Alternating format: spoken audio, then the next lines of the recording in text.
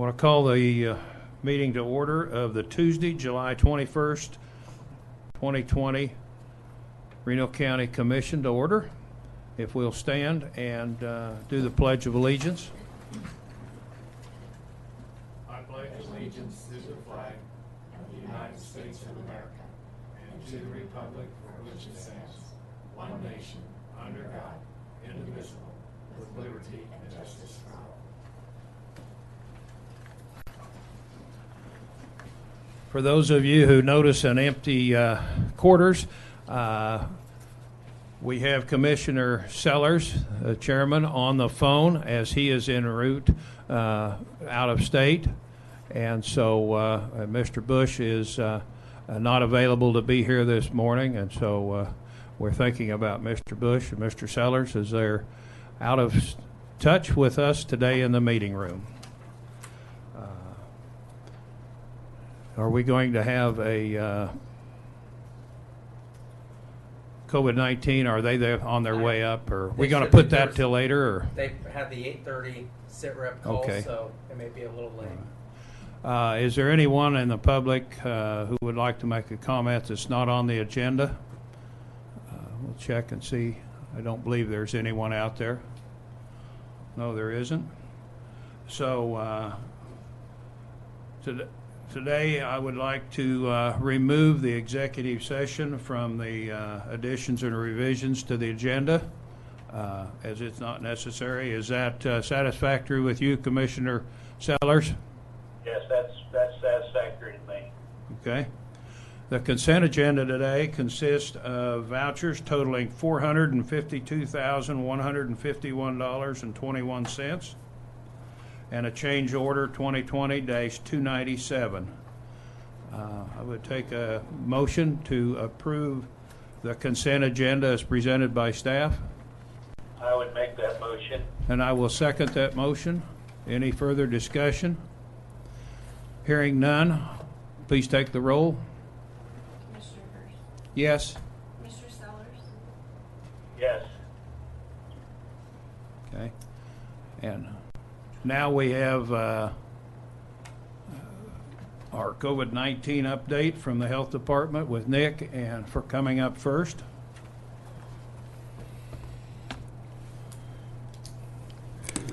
Good morning, Commissioners. Nick Baldetti, Reno County Health Department Director, appointed Health Officer, Reno County.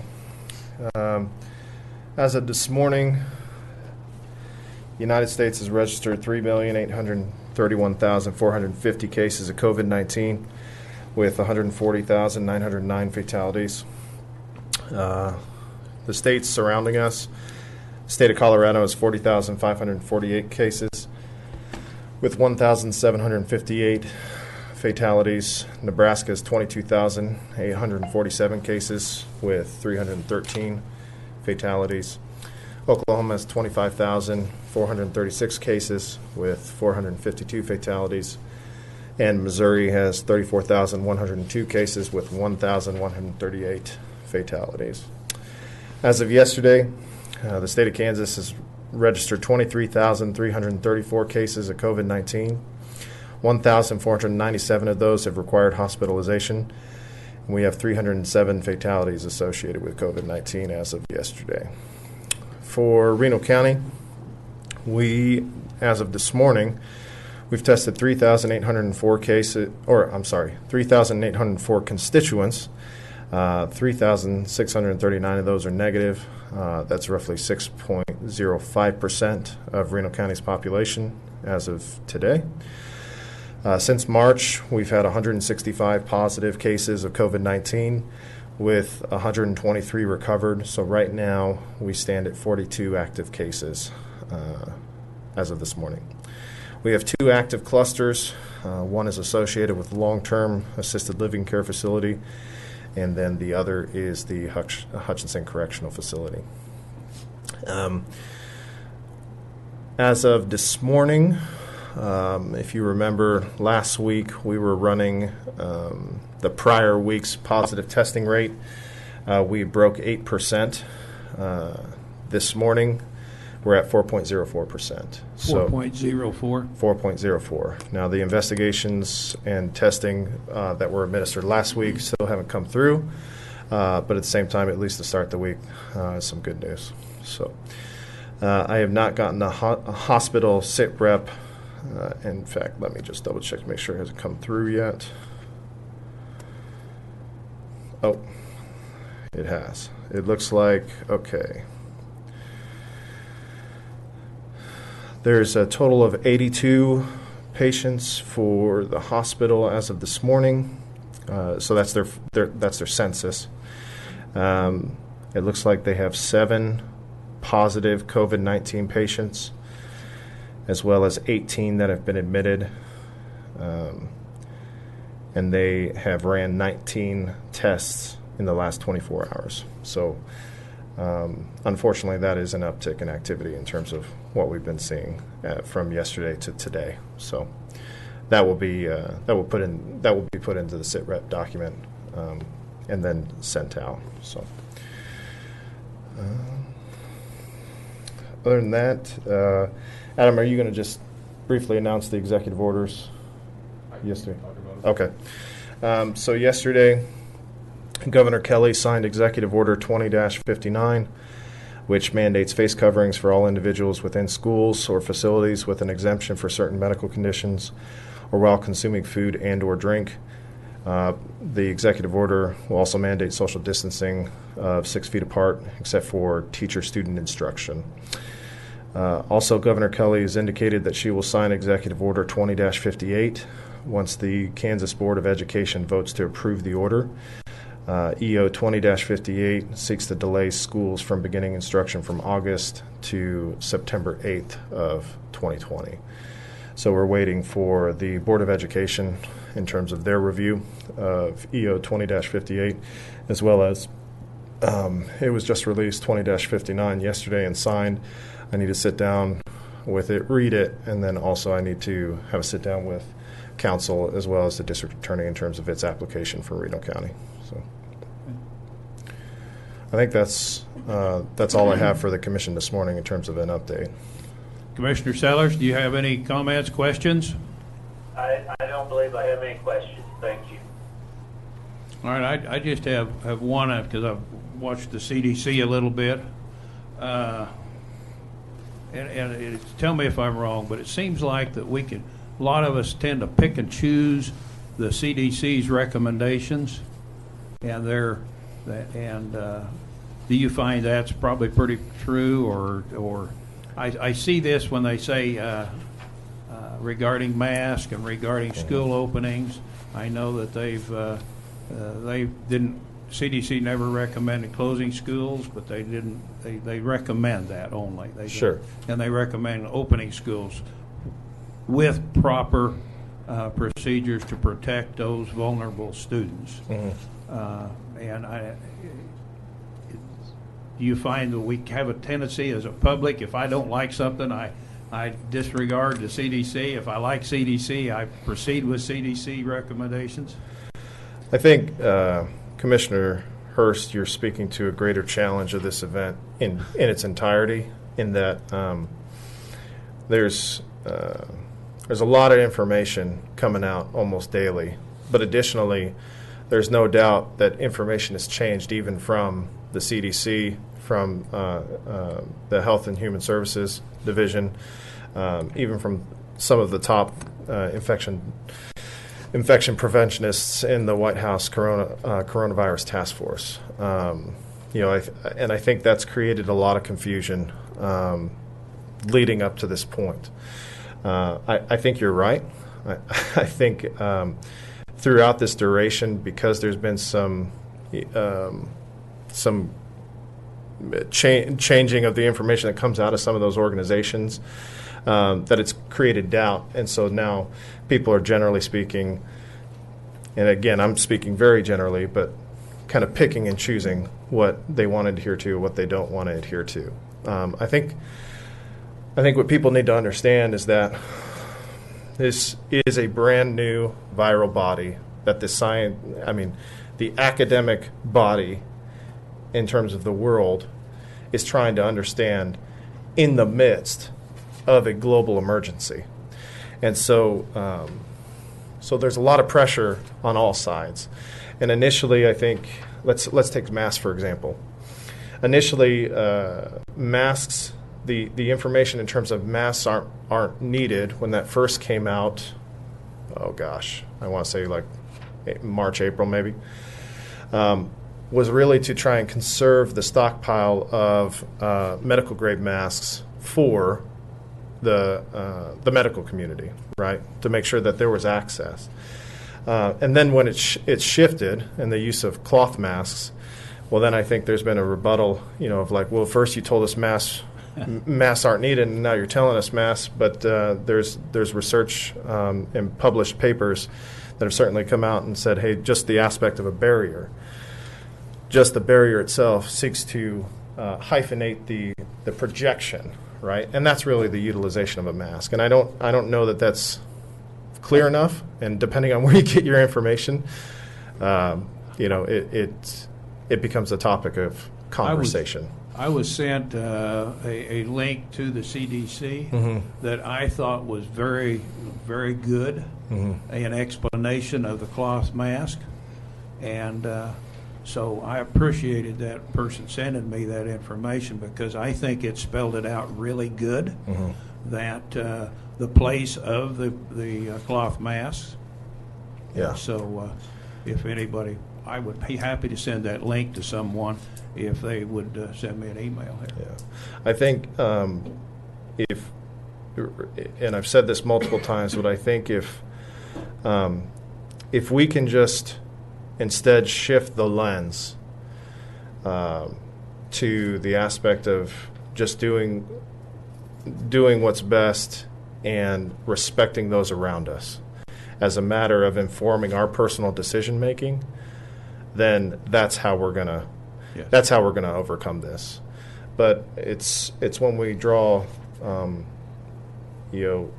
lines in concrete and we refuse to oscillate off of a position for whatever reason, and that's really, it's just about respecting one another. And certain people have different aversions and thresholds for their concern, and it's simply about having a conversation and respecting each other.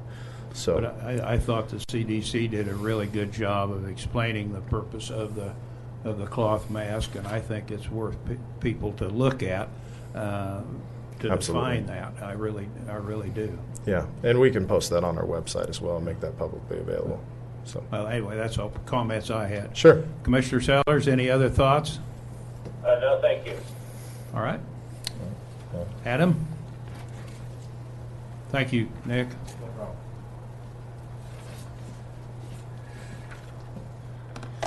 Good morning, Commissioners. Adam Weiss, our Emergency Management Director. This is day 143 of COVID. We started a response all the way back on March 1st of 2020. And then on March 19th, the Board of County Commissioners declared a public health emergency. That was extended last week to expire on December 31st of 2020. So we'll be closely monitoring that. We're one of 104 counties that have declared a public health emergency. Of those 104 counties, there's only 99 that are currently active. And then there's 102 counties that currently have cases of COVID-19. The counties with no cases are Rawlins, Wallace, and Wichita counties. Nick talked briefly about Governor Kelly's Executive Order 2059, which mandates face coverings in schools. Something that is coming down the pike that is going to change for those schools a little bit is before they're able to request any supplies through the county, including masks, face coverings, anything they could not readily get. Since that mandate has come out, or since the past week, it's not quite as easy for these school districts to request supplies through the county, and this same rule applies to long-term care facilities. So to be able to request anything through the county and turn through the state, they have to prove that they tried to get it through a private vendor. That means, for example, I'll use USD 308 as an example. They had approximately 4 different vendors they had reached out to and asked for face coverings, and they were unable to provide it. That request was sent into the state, and the state only fulfilled 20% of the request. So I think that's something that we're going to see more of soon, is the state will not be supporting our school districts, our long-term care facilities quite like they were in the past. They're wanting them to take care of themselves a little bit more than relying on the county and relying on the state for that. So I'll keep the commission apprised to what is going on with the supply chain, but I wanted to bring that to your attention this morning.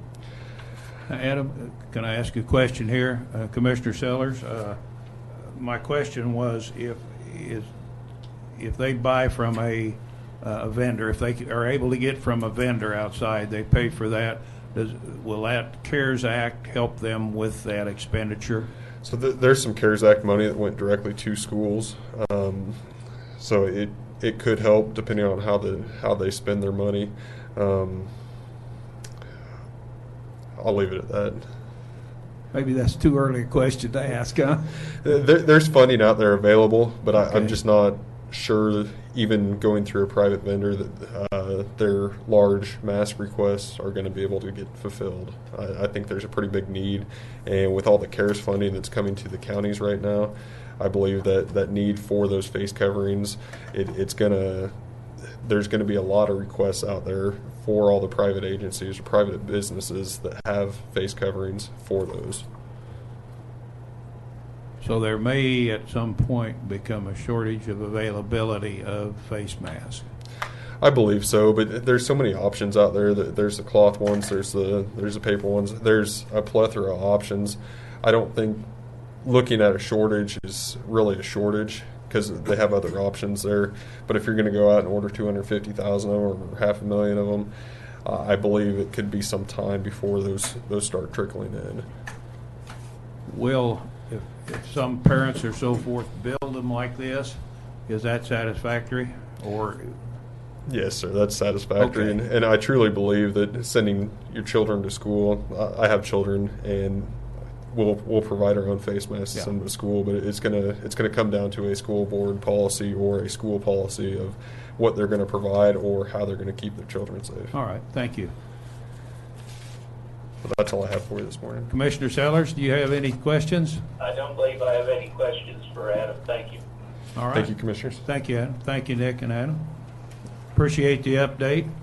It's good for the public to know these.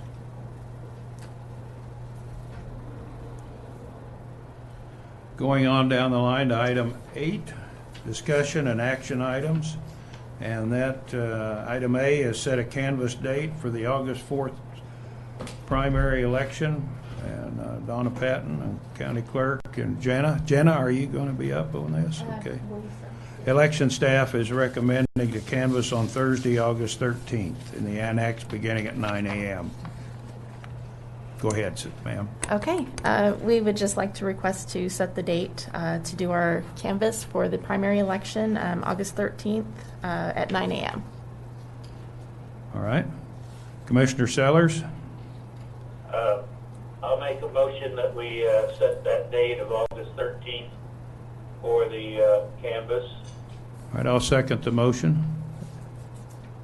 And beginning at 9 a.m. Is that correct? Yes. Yes. Okay. Any further discussion? If not, please take roll. Commissioner Hurst. Yes.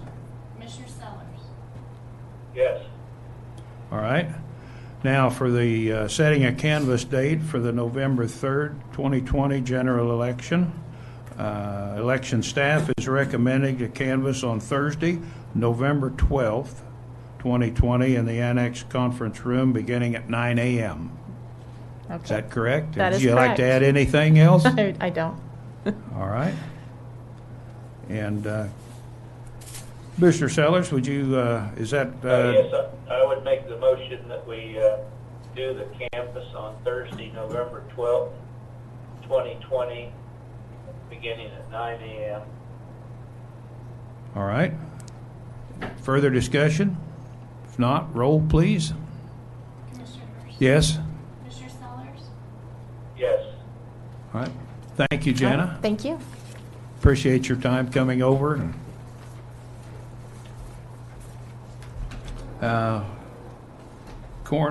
Coronavirus Relief Fund discussion by Randy Partington. Randy? Thank you. Didn't know if Commissioner Sellers had a question. Just want to let the commission know and everyone know that I emailed out a weekly report that Gary Meager and John Deardoff sent to me Saturday. I forwarded that. Just kind of gave a quick update that they will give us each week of updates from their prior week's activities. Last week they had a couple task force meetings, talked about, and that was with public education and then with cities, municipalities. They have a couple meetings this morning, and today they've split them out. One, the larger task force, and then smaller ones that have the local entities, the public library, and the rec commission. And so they'll have those meetings. One of the questions they had was the scope of money. Is the county commission wanting to allow more than just the local school districts, the public school districts, and municipalities in getting this $12.6 million? There's been interest from some long-term care facilities, child care facilities, and nonprofits, the state fair, asking if they qualify. So Gary, John, Leslie, and myself have talked with some of these outside agencies, told them to go ahead and start filling out the applications, but we weren't sure if the county commission was wanting to go that direction. Right now, we don't have all the numbers in from the school districts and the cities and the county to know how much money is available, but we are certain that we won't be using that 12.6, the full amount, just from the public entities, the government entities. So we see that on round one, it's up to the local jurisdiction, the county, to decide how far to go with that money. If it is expanded to, say, parochial schools, long-term care facilities, child care centers, and other nonprofits, and then grants for businesses. So I kind of wanted to see what your thoughts are on direction for Gary, John, Leslie, and myself in this task force. Commissioner Sellers? Randy, do you feel that you can handle the paperwork if we include these other entities into the relief fund? It'll definitely be additional work, but yes, I think we'll be able to handle it. Now there is the deadline, August 15th, and the county commission will have to then approve everything before the 15th in a public vote, but I think we will be able to handle it. Now, if it gets to the scope where we have 100 different businesses in Reno County wanting money, we probably would have to set some parameters to limit that. But I believe we do have the ability to do the paperwork on at least the nonprofits and some of a few additional areas. Well, if it's your recommendation, I personally don't have any problem with that. I guess I would want to point out to them that their application would be looked at if we have money left from the cities, the county, and the school districts, which you think we will. Right. From right now, from what I'm hearing from Gary and John, is no one has come forward with, I guess, projects or reimbursements that show that we will use the full 12.6 just on the government entities. I would agree with Commissioner Sellers, and also I might just add that if there's funds available and it gets tight on time and we need assistance, the committee needs assistance, that they be able to go out and get some additional assistance to handle the paperwork. Okay. What would you think of that, Commissioner Sellers? That's fine.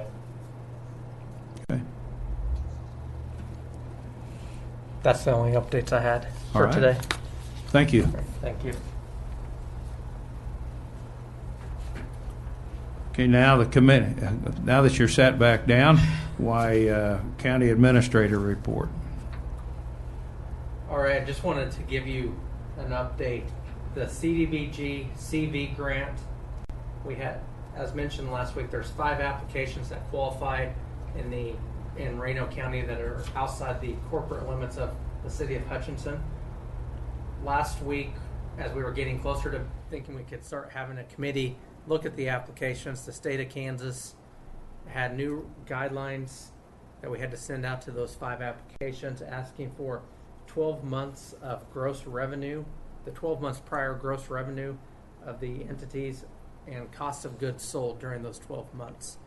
So that kind of pushed us back a little bit on being able to to analyze all the applications for eligibility and make recommendations for dollar amounts. We're also we're talking with SCED to find out the exact process that we need to reopen the grant applications, as even with the 5 applications, that will not use up all the grant money that we have available. So we will get that process and bring it back to the commission for approvals. Did they specifically have some guidelines for a company that has not been in business for 12 months, but say has just been in business for 9 or 10? That question wasn't asked, but that's a good question to look at.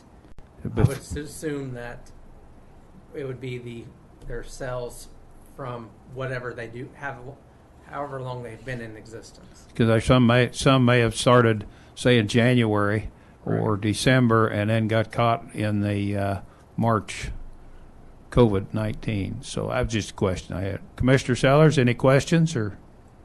No, sir. All right. Anything else? Yes, Randy? then just a reminder, I believe you saw the email, but July 23rd this week is a planning and zoning commission meeting at 4:30 p.m. out at Public Works Building. There's limited seating for spacing requirements. There's 6 seats available to the public. That's with the assumption that I will be in attendance, the IT director helping with audio visual, because this will be on the Reno County YouTube channel, and then with the assumption that we'll have 1 county commissioner present at that meeting. So that would leave 6 seats available to the public. This is not a time for public comments or open comments from the public. This is just really a work session for the Planning Commission. So anyone interested in the topic, which is wind energy regulation systems, they can watch that on YouTube. Okay. And that is great, so that people can watch, even though there's no discussion at this meeting anyway. So if people want to watch on YouTube, they can stay home and watch it on YouTube. They can contact you. Want it the agenda? Why, please go on the Reno County website. Is there a special way to get on the YouTube, or Just type in, I believe the channel is The Reno County. The Reno County? And that information's on the website? Yes. Okay. There's a link at the bottom of the homepage of the county website. All right. Thank you. Counselor? No, sir. Randy, is that all? That is all. Okay. Now, County Commission report. Commissioner Sellers? Going back to the relief fund discussion, Randy, do you know when that committee will probably be needing to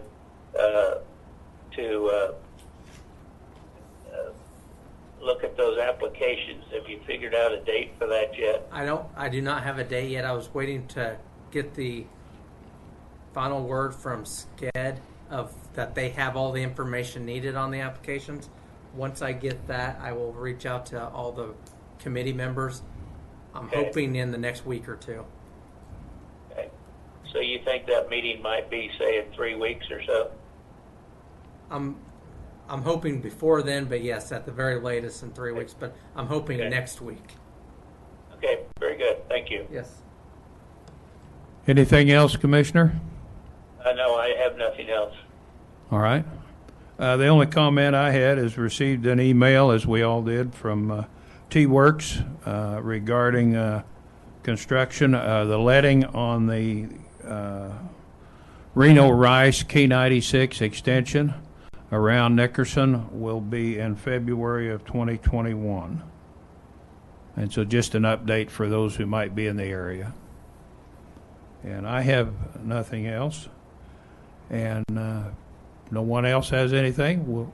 Counselor? For Commissioner Sellers' information and anybody else who's interested, we will present a petition to vacate a portion of Mohawk Road to the County Commission next Tuesday and start that process of appointing viewers and setting times for a public hearing on that petition.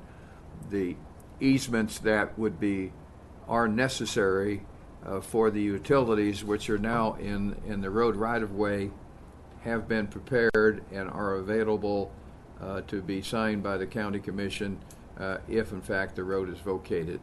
The road is vacated. So that's something we've been working on for some time, and it looks like we'll commence the process next week. Okay, thank you.